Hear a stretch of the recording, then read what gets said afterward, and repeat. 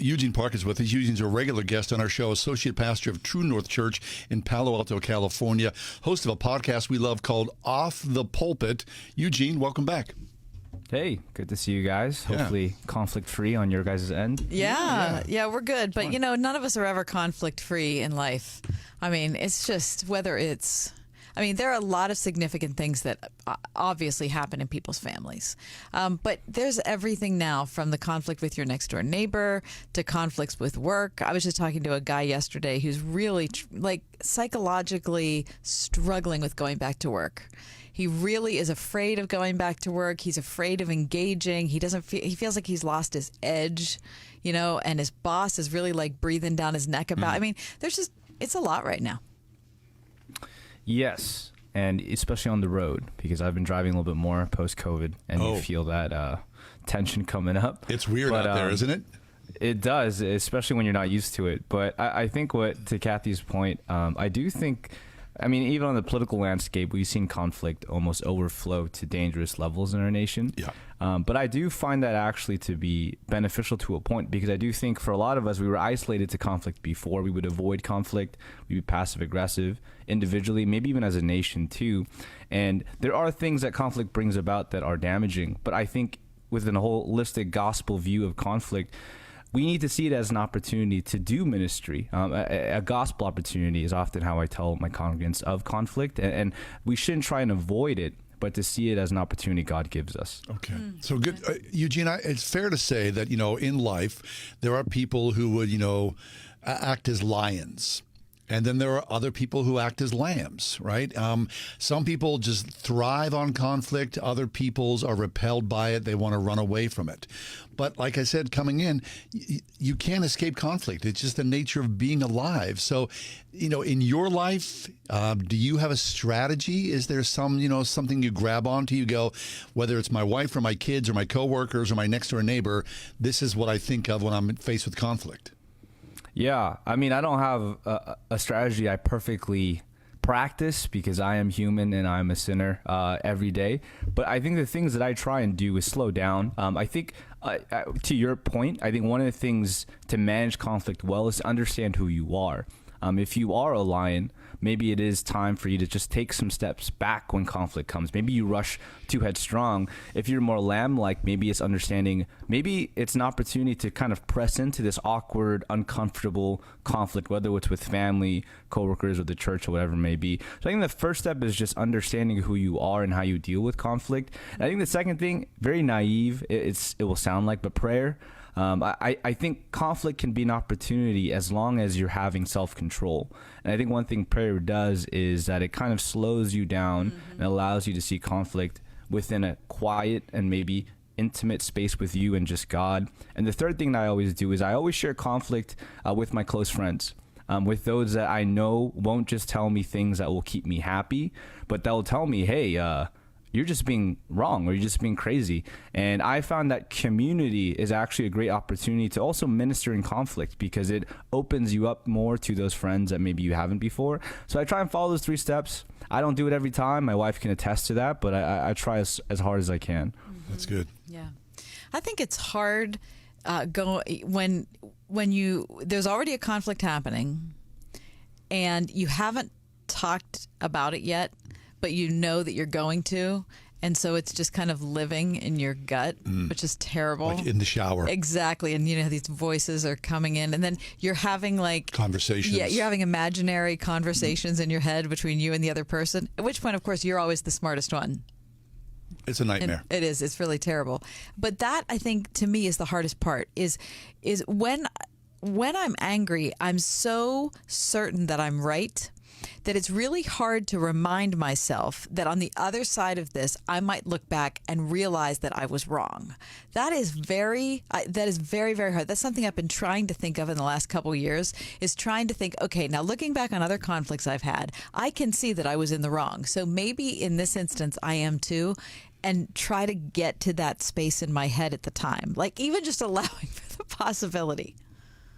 Yeah, no, I think that's a really good point. One thing I always do post-conflict is I'm always in the shower thinking, I could have said this. Oh, you're right. You're really, trying. Like the edited, you'd like the edited version. Yeah, edited version. But that's a really good point. I do think conflict brings about the worst in you at times, which again is, I think, an opportunity. And I think one of the best things that we have lost these days is really getting into a deep self-expression.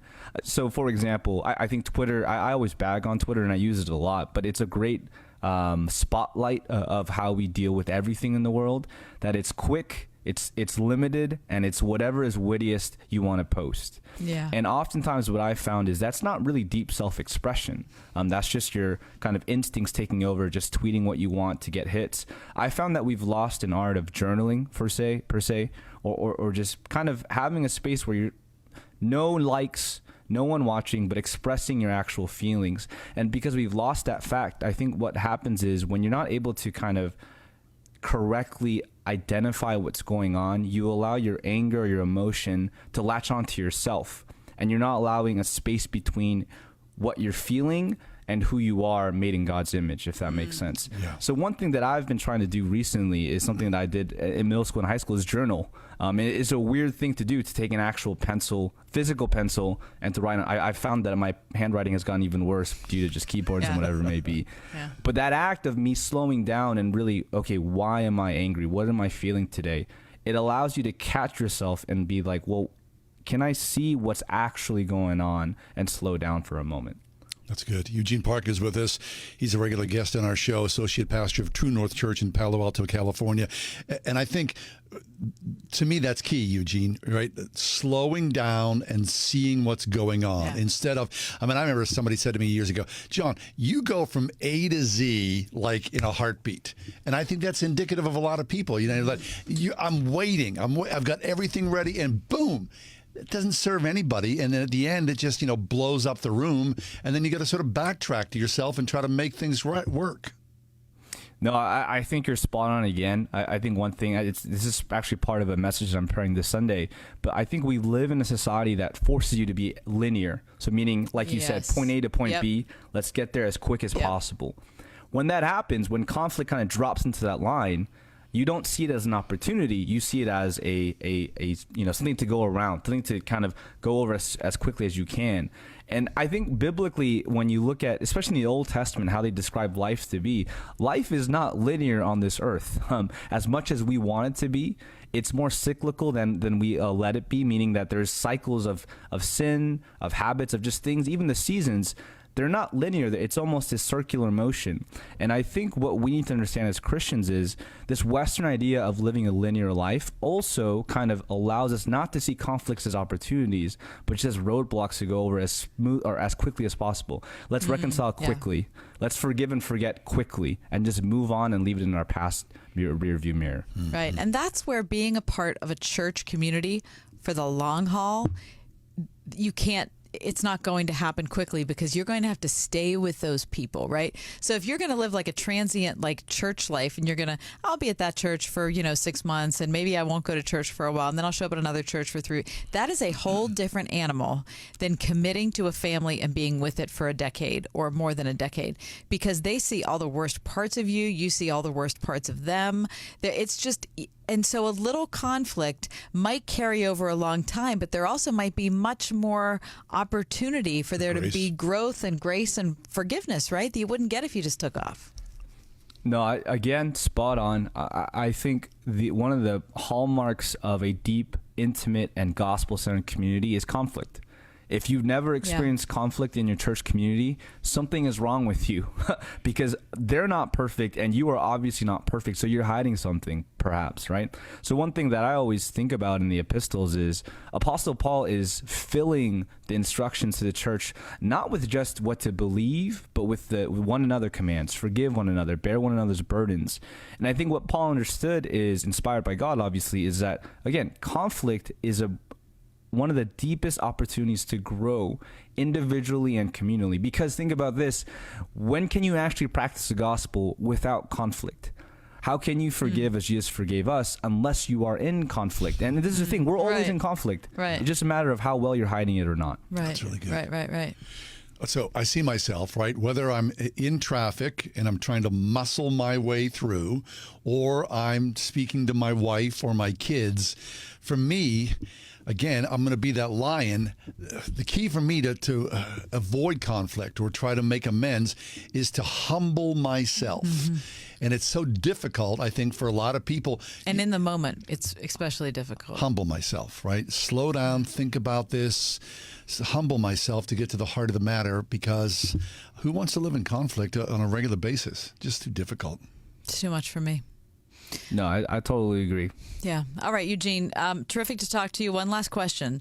Sometimes it's good to avoid it. Like, we don't have to like go full on and charge into every conflict and say, you know what, we need to talk. Right. Oh. Yeah or no?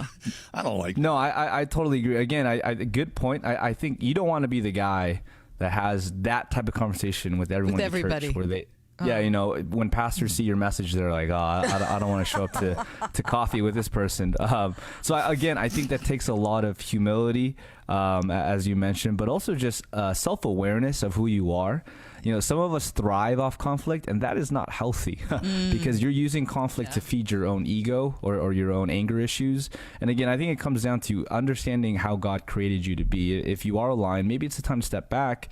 If you're more of a lamb and kind of passive, maybe it is time for you to step a little bit into the conflicts in your life as well. I'm into that. Eugene, before you leave us, talk to us about Off the Pulpit.